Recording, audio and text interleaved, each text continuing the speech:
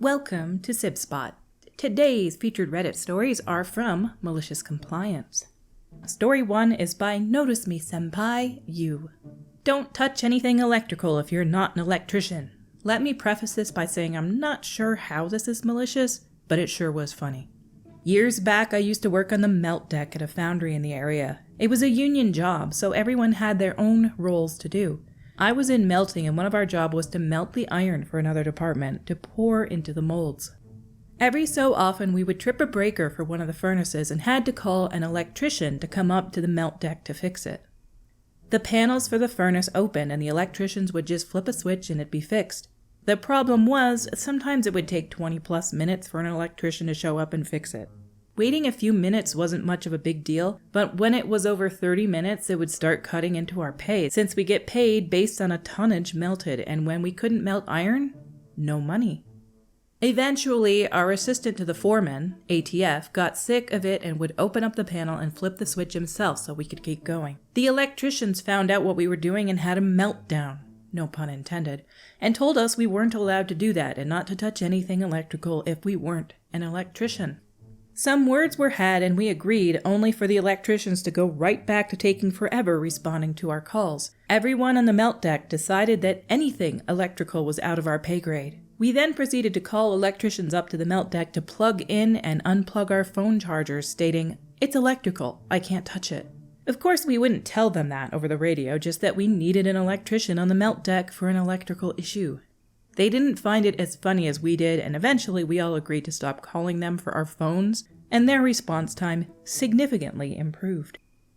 Businesses and even school districts have things like this. You're not allowed to move like technology at a school district around, at the one I used to work at anyway. You could touch it and use it, interface with it, but you couldn't move it, not even anywhere in the room. Suppose a monitor broke and you wanted a student to be using this one specific computer. You weren't allowed to switch monitors. You had to call IT to do it. I get why they do that. They want anything that gets broken in the process to be on them and not on employees. And imagine if everybody was just permitted to move anything when they wanted to. People could take a monitor or computer from one room to the next and they wouldn't know where it is. So I get it, but this seems like overkill. Places like this, though, where they're dealing with hot, molten iron, dangerous place. And I'm sure they have all these procedures in place for a reason.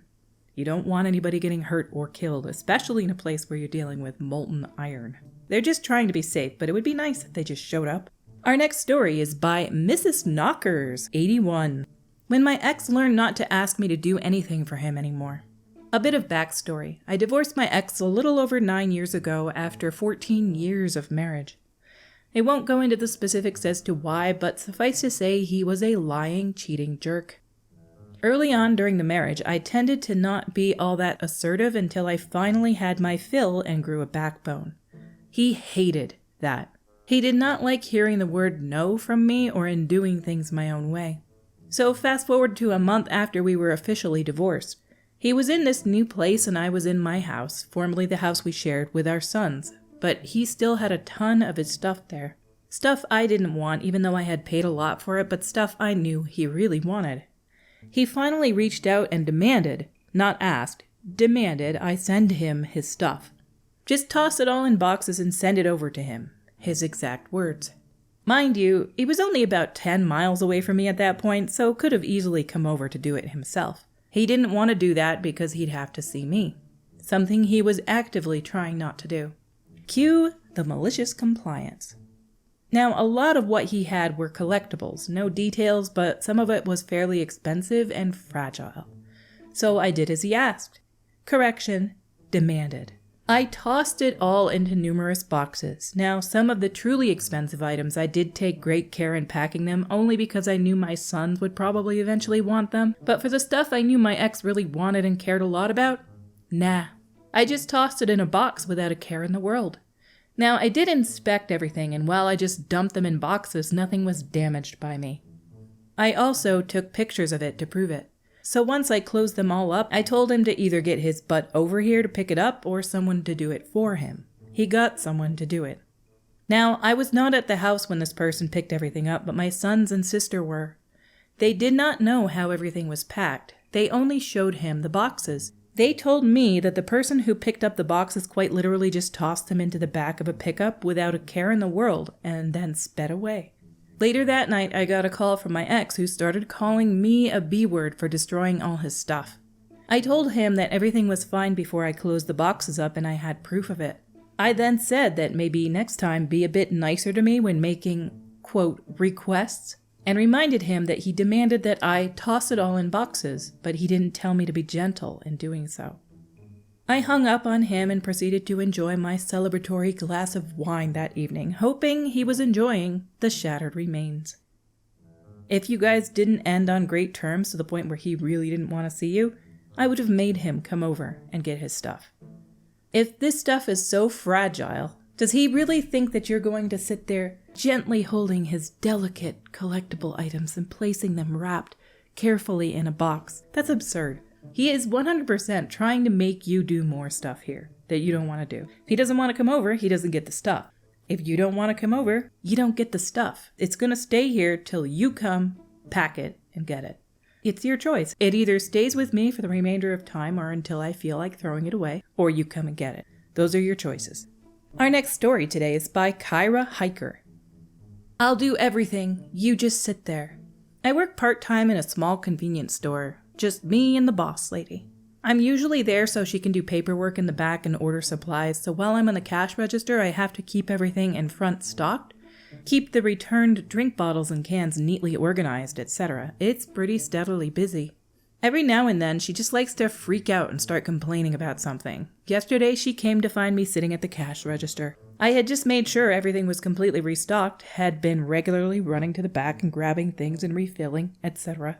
But she chose to freak out and accuse me of not doing any work. And since I apparently didn't want to work, I should just sit at the register and she would do everything.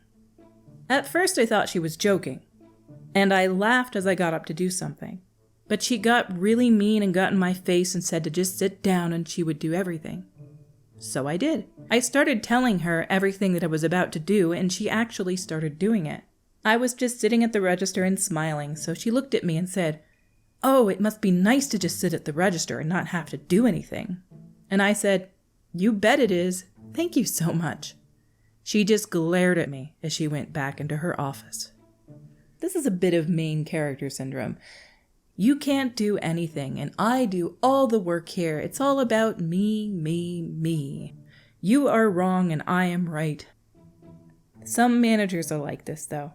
They want you moving 24/7, and if you even sit for a second because your feet are hurting or something, even 1 second you sit down, they have a problem with it because they don't want anyone coming into the store and seeing that you're not busy. It's absurd. Somebody can manage everything that needs to be done and still sit for a minute or two. Our next story is by DoMath3995. Do is in D-U-E. Want to write me up? Sure.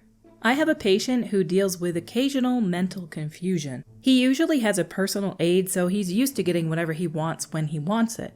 I pride myself on being able to get along with and even build a relationship with the most difficult of patients, but he has proved difficult to me due to the combination of entitlement and his confusion. He had his son visiting him today and was severely under the impression that his son was taking him home. Any attempt of explanation fell on deaf ears. His son left, but he didn't give up. He insisted I take him to the front door and let him leave despite there being freezing rain and no one to take him anywhere. Eventually, after 3 times of him telling me to take him to the door and my futile attempts to redirect or reassure, he told me if I wouldn't take him to the door, he would write me up for insubordination. Cue malicious compliance. I figured why not? At least writing me up would help keep him distracted from trying to leave, and it truly seemed like the only way to calm him down. There were at least 5 witnesses to what was happening, so I wasn't worried about facing any discipline. I grabbed the complaint form, a pen, and clipboard for him. As I did this, the nurse caught on to what I was doing and started just laughing.